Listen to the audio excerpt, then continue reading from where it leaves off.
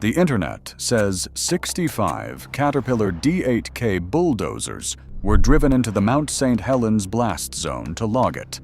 That claim is new, and thousands of people have already watched it. We checked. It is in no archive. Not the Forest Service, not Weyerhaeuser, not Caterpillar. But that is not the real problem. Even if there had been 65 of them, they could not have done that job. A D8 cannot pull a log off a mountain. So we went looking for what actually did. Some of it is still in that hillside this morning. The bulldozers are only one of 4 things wrong with that claim. So here it is in full. The date given is September 4th, 1980. The man running the job is a supervisor named Ken Olson. The haul is 42 million cubic feet of old-growth timber. Take them in order. The salvage did not start on September 4th. It started on September 15th. That date comes from Eric Wagner's book After the Blast, and the Geological Survey puts the start in September of 1982. Ken Olson does not exist. There is no Weyerhaeuser supervisor by that name in any account of the salvage. The men who ran it are on the record under their real names. Dick Ford was the district forester at Camp Baker, and all 68,000 blast acres were his ground. Ross Graham was the forester on the salvage. Byron Rickert was photographed by the Associated Press surveying salvage land in October of 1981. 42 million cubic feet is the wrong unit entirely. Timber gets measured in board feet. Weyerhaeuser pulled about 850 million board feet off its own land. The Forest Service took another 200 million off national forest ground. And the 65 itself has no source anywhere. But the unit error and the invented supervisor are just sloppy. The bulldozer is the part that is actually wrong, and it is wrong in a way that tells you what really happened up there. Look at what a D8K Actually Is. Caterpillar built it from 1974 to 1982. 300 horsepower out of a D342 turbocharged diesel, an engine Cat had pushed up from 275, and which promptly started dropping cylinder liners until they welded a spacer plate between the block and the head. 70,500 pounds on the ground. 12.8 pounds per square inch under the tracks, about 7 miles an hour flat out. The video that made the claim says 77,000 pounds. That is wrong, too, but it says 300 flywheel horsepower and a D342T, and that part is right. We are not here to dunk on anybody. We are here to get it right. And what does Caterpillar say the D8 is for? Their own literature sells it with a detachable blade on the front and a ripper on the back. It builds road, it moves dirt, it clears ground. Look at what it does not have.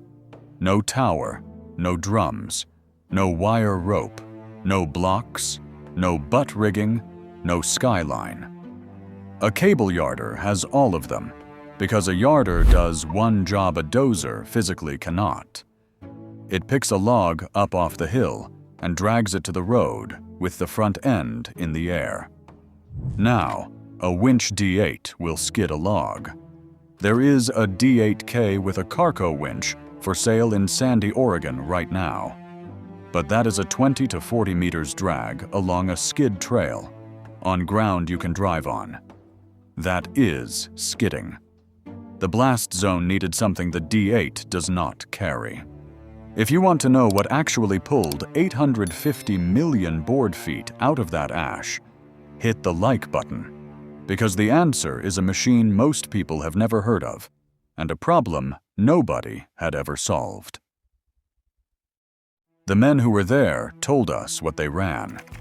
Daniel Stanley ran a log loader in the blast zone for 2 years for a contract outfit called Jensen and Grove out of Woodland. He talked to the Daily News in Longview in 2020. His company, he said, had 7 of its 8 logging towers on that mountain. Towers. The Forest Service's own account of the blast zone describes the same soundtrack: chainsaws, yarders, and up to 250 loaded log trucks a day leaving the area. At the peak, 600 loaded trucks a day came out of there. The entire state of Mississippi hauls around 500. And the geology is why. The north flank came off as the largest landslide ever recorded, and the lateral blast that followed did not just knock the trees down. It went across the ground flat, at hundreds of miles an hour, and laid 230 square miles of timber over like it had been combed. Steep country. Oregon's safety code will not let you run a crawler tractor on a slope over 40%, and cable is how the Northwest has always logged steep ground. So they brought in the towers, Madills, Skagits, link belt shovels to load, Kenworth low beds to move the iron in, and then they found the problem that had never been in any manual. A yarder is a giant winch on a tower. To pull a log toward you, you need something to pull against on the far end. That is the tailhold. And for 100 years, the tailhold in Northwest logging was a stump. You wrap a strap around a 4-foot fir stump, and you have an anchor the mountain built for you. The blast had blown the stumps clean over. Stanley said it plainly. A lot of times the stumps were blown clear over, and you did not have anything to hang the lines on, so they built anchors out of the wreckage. They dug a hole, wrapped a cable around a chunk of log, and buried it. It has a name. It is old, and it is written into the Washington Logging Code in black and white. Dead man. A buried log or other object used as an anchor. The Forest Service Cable Logging Catalog says the same thing. Where suitable stump or tree anchors are not present, dead man anchors may be used. Dead man anchors are logs buried in the ground. They were burying trees in the ash to pull trees out of the ash. And when a log sat too deep to get a choker chain under it, some crews cut sticks of dynamite into pieces about 1.5 inches long, capped them, and blew a hole underneath it by hand. That is the job. One log at a time. 65 bulldozers could not have done a single foot of it. If you have ever run iron in conditions that were not in the manual, drop a comment and tell us the worst ground you ever worked. We read them. And the mountain was eating the machines the whole time. That ash is not soot. It is ground volcanic glass, angular, 3 to 7% free crystalline silica. Sandpaper, packed into the bark of every tree they cut. The chains went dull inside one tree. Stanley said you would buck a couple of logs, and the chain looked like you had taken a file to it. An outfit in Oregon developed carbide-tipped chains just to survive the job, and Ross Graham confirmed the crews were forced onto them. The engines had it worse. Silica goes straight through an air filter, and the Geological Survey has published guidance for running heavy equipment in that ash. Change the oil every 50 to 100 miles. Clean the brakes every 50 to 100 miles. Not thousands of miles. 50. They ran that way for 2 years because they were racing a clock. A downed fir has about a 2-year window before blue stain and the Douglas fir beetle make it worthless at the mill. 4 billion board feet on the ground. 2 years to move it. And while they raced the beetles, a second clock was running in Washington, D.C. The argument over the blast zone started almost immediately. A protective association wanted a monument of 216,000 acres. A state committee came back under 50,000. The Forest Service landed on 85,000. The compromise bill was 110,000, and President Reagan signed it on August 26, 1982. And the law said no timber harvest on monument ground. Read that line the way an equipment man reads it. The boundary was never only about trees. Everything inside it froze. Every machine still sitting in the ash inside that boundary stopped being salvage and became a federal artifact. Some of it they got out. Yarder 226 was dug out and rebuilt at Kalama in 1983. Yarder 232 and its shovel were reached the same year and scrapped where they sat. Some of the buried sides they could not even build a road back into until 1982.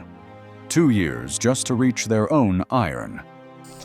And some of it they never reached at all.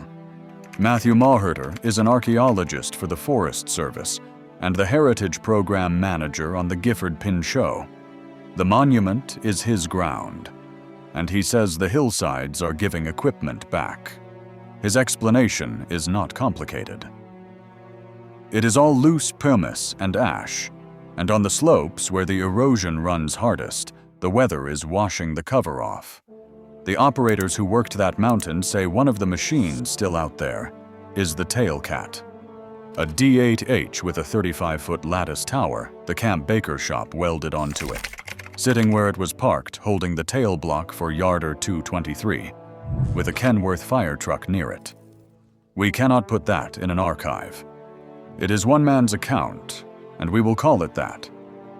What we can tell you is that the Mount St. Helens Institute has a former Weyerhaeuser employee, identifying a Kenworth by partial VIN and an 80,000-pound Cat D8 in the Coldwater country. So here is where it lands. The 65 Bulldozers never existed. What was up there was a fleet of towers, run by men who had to invent an anchor out of a hole and a buried log because the mountain had taken away the one thing their trade always counted on. They beat the Beatles. They moved 850 million board feet. And the iron they left behind, the Tailcat still holding a tail block nobody will ever pull, sits under federal protection now. By law, it stays exactly where it stopped. We checked. This is the fleet that had nothing to pull against. The rest of what that mountain took that morning is on screen now.